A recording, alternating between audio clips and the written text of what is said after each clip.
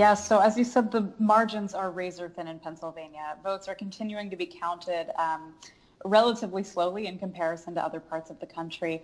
And part of that is because Pennsylvania actually does not have much of a history of mail-in voting. This is the first year that the state of Pennsylvania has allowed voters to cast mail-in ballots without any excuse. Now, that being said, we have seen that the majority, I believe as of this morning, it was 3/4 of mail-in ballots in Pennsylvania were for Joe Biden. So as mail-in and absentee votes continue to be counted in the state, he does appear to be pulling ahead.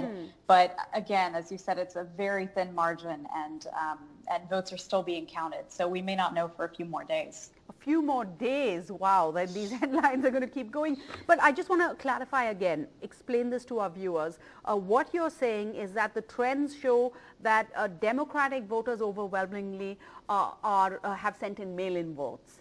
So as of now, as more results are released, assuming that the majority of them are Democratic voters, it means that Joe Biden's razor thin or narrow margin right now will continue to increase. That is the presumption right now.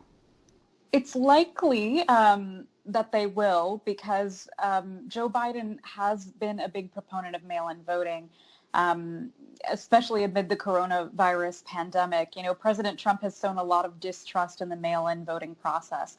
So generally, we have seen that Trump supporters were possibly more likely to cast their votes on Election Day itself, whereas, again, like we said, Biden voters were more likely to cast mail-in ballots. So this means in some states like Pennsylvania, as mail-in ballots have been counted, Biden has eked the lead out, and this trend seems to be apparent also in states like Georgia. But again, because the margins are so thin, it's not possible to say definitively that a continued vote count of mail-in ballots would lead to Biden being in the lead. We know that he's expected to speak later this evening. At this point in the election, it obviously, you know, the race at a national level has not been called, so everyone is anxiously awaiting, you know, what exactly he will say in this speech from his home state of Delaware.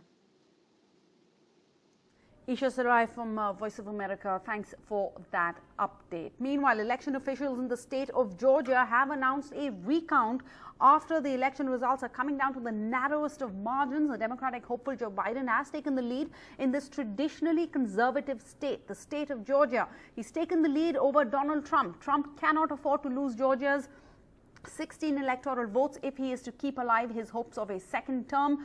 Georgia is a state that has not been won by a Democratic presidential candidate since 1992, and it is now perhaps slowly turning blue. So unusual and so narrow the margin that the authorities have called for a recount.